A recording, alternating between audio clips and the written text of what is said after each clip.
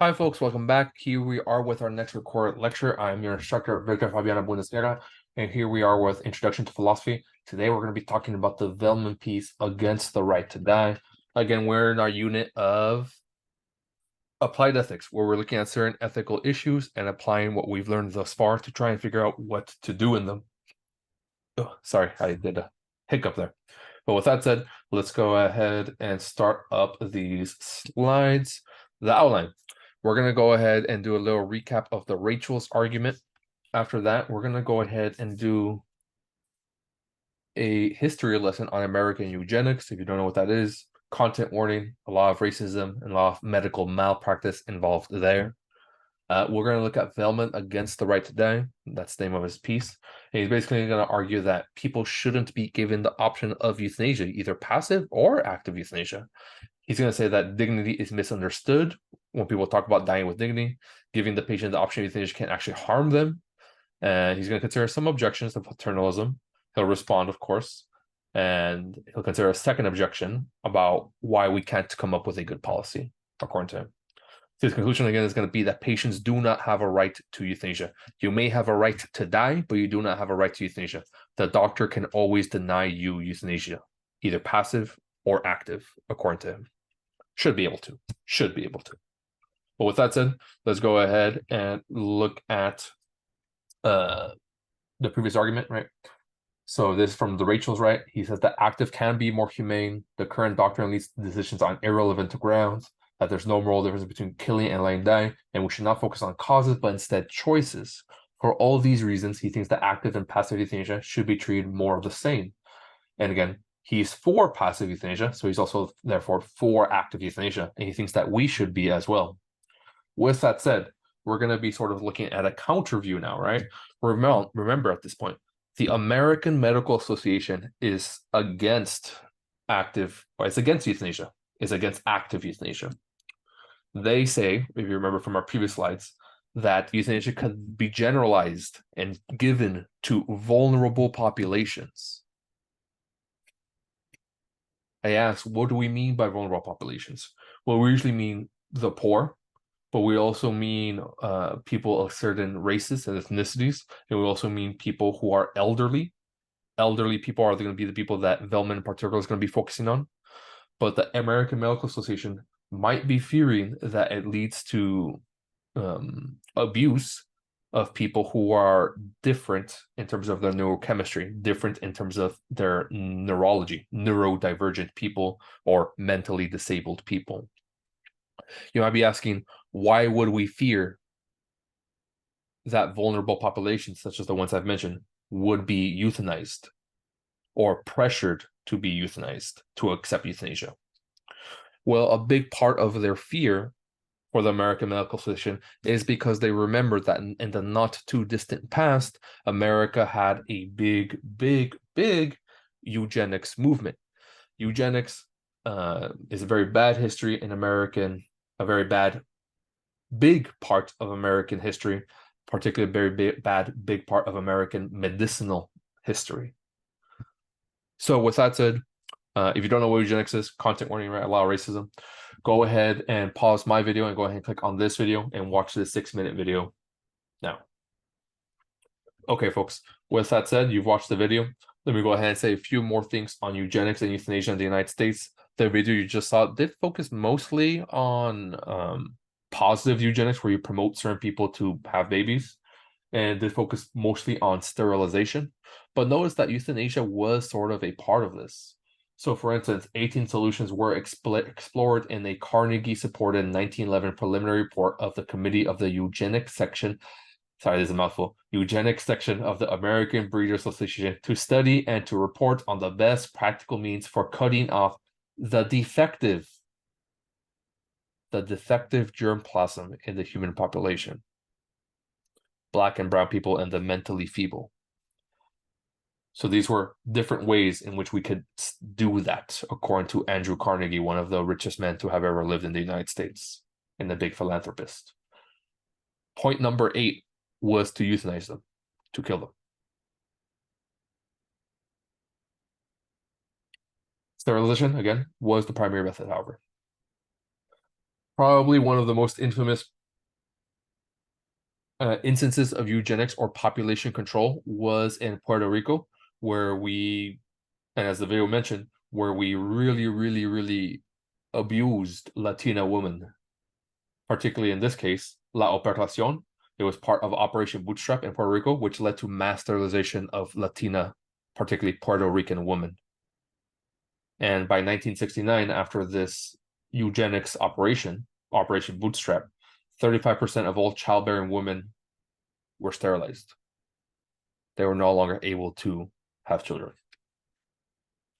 There are reported cases of forced sterilization as recent as 2020 by ICE on migrant women in detention centers. And you might be asking, well, does this actually still happen today in 2023? Or, sorry, in the present day, in the 2010s onwards, I guess?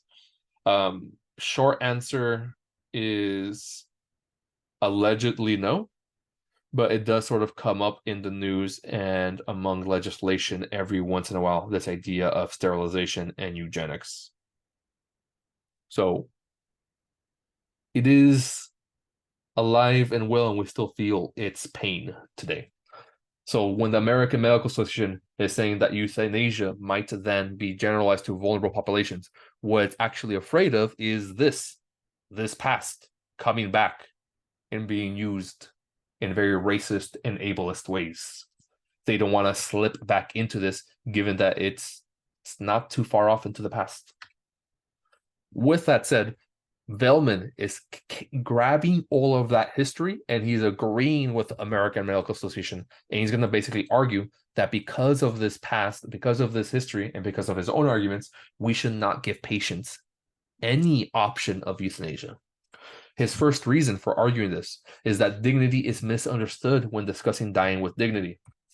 He says, look, when Immanuel Kant speaks, for example, of the dignity that belongs to persons by virtue of their rational nature and that places them beyond all price, he's not invoking anything that requires the ability to walk unaided, to feed oneself, or to control one's bowel. His worries, in particular, is that the word dignity is sometimes used to signify, so to speak, our culture's obsessions with independence, physical strength, and youth, and beauty, essentially. Dignity means being a rational being capable of reasons and decision making. It's not anything physical at all. It's not about having a certain IQ at all. It's just, can you make decisions for yourself? Do you have that bare reason there? One reason, he says, for my position is the associated belief, also Kantian, that so long as patients would be fully competent to exercise an option of being euthanized, their doing so would be immoral because they have the reason. And they have the rationality, because their dignity as persons would still be intact. We should respect people's dignity, he says. And by respect people's dignity, he means guaranteeing people have a chance to exercise their dignity in the future. And it's a very specific idea of respect, right? It doesn't mean that if you want something, I'm respect your autonomy and give it to you. I mean that I'm going to make it so that I set up a situation where you can continue using your rationality in the future. And that means not killing you. So it's kind of a catch-22. If a person still has dignity, it will be immoral to euthanize them and take away their dignity. And if a person has no dignity because they've lost their rationality or their reason, it will be immoral to euthanize a person incapable of decision-making, because that would be going against their consent. Also, the second one, if a person has no dignity because they've gone below the threshold of what we consider to be rational enough, Velleman also worries that that reeks of ableism and that reeks of the eugenics movement that we've mentioned earlier. But regardless, it will be wrong because they cannot consent. Second point, given the patient the option of euthanasia can actually harm them, particularly it can actually harm vulnerable populations. Now, he's going to mostly be focusing on the elderly, but we can also consider other vulnerable populations, such as those who are neurodivergent, right? So he says, look, suppose, for example, that I invite you to a dinner party and I leave you the possibilities of choosing to come or choosing to stay away. Kind of awkward for me to invite you, right? As your professor. But I deprive you of something that you would otherwise have had, namely the possibility of being absent from my table by default, as you are on all other occasions. Surely, he says, preferring to accept an invitation is consistent with wishing you had never received it. These attitudes are consistent because refusing to attend the party is a different outcome from not attending without having to refuse at all. Having choices, therefore, can thus deprive us of deprive one of desirable outcomes whose desirability depends on their being unchosen. So it's kind of complicated, but what's actually going on here? In this case, right, staying at home with no invitation is better than going to the dinner with an invitation, which is better than declining the dinner invitation. Because if you decline the dinner invitation, you might be scared that I might then pressure you or retaliate against you. I wouldn't, but that might be a fear that you have. What's going on here? What's going on here is that there's a psychological pressure and a psychological cost. The pressure of being perceived to have a choice and then having to justify that choice. In other words, if you decline the dinner, now there's psychological pressure for you to accept the dinner. But if you decline the dinner, now there's a cost. You have to come up with a good reason as to why you're declining in order to not be seen as rude, in order to avoid the risk of me potentially retaliating against you. Because of that, you would have preferred, in this hypothetical situation, you would have preferred for me to just not invite you at all, to have not given you the option at all. The question is this the same once we offer the option of euthanasia to patients? And he thinks yes. Our culture, he says, is hostile. It's not friendly to a life of dependence and passivity. It's not friendly to people who are physically disabled. The burden of proof to justify life and not die often lies on the patient. Furthermore, there's many emotional and financial costs to keep them alive. He says this: I believe that some family of friends who are either ableist or ageist, they don't respect older folk, the elderly. He believes that some family and friends may actively pressure the patient to exercise the option of dying. Meaning they might pressure their grandma, their grandpa, or their cousin who is mentally disabled, who's neurodivergent, to die. Some people might actually do this. He says at this point, students who hear me say this usually object that no one would ever do such a horrible thing. His reply is that no one would ever do such a thing as abuse his own children or parents, except that many people do. Abuse of the disabled and abuse of the elderly happens. It's actually quite more common than people suspect, he says. It happens all the time. He says, nonetheless, no explicit pressure is even necessary. Once the option of euthanasia is known and given, the patient themselves will automatically make assumptions, because he's assuming that the patient, even if they're older or they're neurodivergent, he's assuming that they are rational and intelligent. So this patient, is going to go ahead and start figuring out what other people are thinking. The patient, as a result, is going to already get in their head and they're going to have to justify their continued existence to their loved ones. If they cannot justify their continued existence to their loved ones, they're going to be seen as irrational, bitter, as an old person dying slowly without dignity. They're going to be seen as a curmudgeon. In these situations, it's best to simply not give them the option, so then that their family and loved ones don't pressure them, and so that they themselves don't feel the pressure of having to justify their choice of living, having to justify their continued existence. Here's an objection. Velleman, isn't this paternalistic and condescending? You're saying we should withhold options from adults because you think they will choose incorrectly, that the doctor and you can choose better. There's the response. To be paternalistic means that you think the one offered a choice chooses incorrectly. I'm not assuming that anyone who's disabled or elderly or whatever is choosing incorrectly. I assume that the patient always chooses correctly. I'm giving them respect. If the psychological cost and pressures makes euthanasia the best choice, then I'm assuming that the patient will choose euthanasia. But if the psychological cost and pressures does not make euthanasia the best choice, then the patient will not choose that, is what I'm saying. However, what I am saying, according to Velleman, is that we just shouldn't impose those psychological costs. We shouldn't impose those psychological pressures to begin with. So we shouldn't give them an option. Here's objection 2. Okay, Velleman, but can't we just come up with a really good policy so that only those who would really welcome euthanasia are offered it, and those who would receive huge psychological pressures would not be offered it? California has a pretty good policy where you have to ask for it 3 times. Why can't we just adopt a policy like that in other states? And he says this: I doubt it. There's just too many factors for the law to account for, and any law or policy will ultimately be problematic and will ultimately hurt vulnerable populations. No law can qualify and be so detailed so as to not run into these problems. The law would have to specify, for instance, how will the option of euthanasia be perceived by the patient and his loved ones? How will it affect the relations among them? Is he likely to fear being spurned for declining the option? Would he exercise the option merely as a favor to his loved ones? And are they genuinely willing to accept that favor? Sensitivity to these and related questions could never be incorporated into an institutional rule defining conditions under which the option must be offered. He says the best policy or the best law is to have no law, no policy.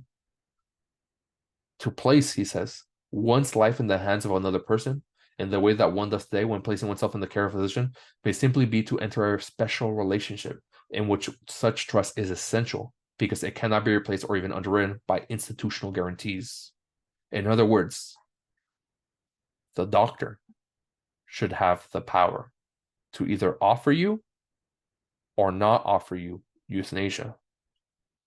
The doctor has all the power on that matter, and the doctor can always deny you euthanasia, but there is nothing that forces the doctor to say yes to a request of euthanasia, and there's nothing that should force the doctor to have to offer either passive or active euthanasia. This is why he says it's very important to have a very good relationship with your doctor, and that we should treat that relationship as sacred. Now, this is me speaking as instructor. I'm not going to lie. Velleman does bring up some good points. America and California in particular has this very bad history of euthanasia and eugenics and sterilization. Elderly abuse and abuse of the disabled does happen. At the same time, however, he is putting a lot of power on the doctor, giving them a lot of power. The conclusion that he argues is that the patients do not have a right to euthanasia. The doctor can always deny them euthanasia, either passive or active. Rachel's from before believes there's no difference between passive and active euthanasia, and that a doctor should do both. Velleman believes that both passive and active euthanasia can harm vulnerable populations. Again, mostly the elderly and disabled, and maybe even other vulnerable populations, such as Latino women. These two views are obviously, hopefully you can see, incompatible. Which of these views do you agree more with and why? But okay, folks, with that said, I'll go ahead and leave you here, and I'll see you folks next time. Bye-bye.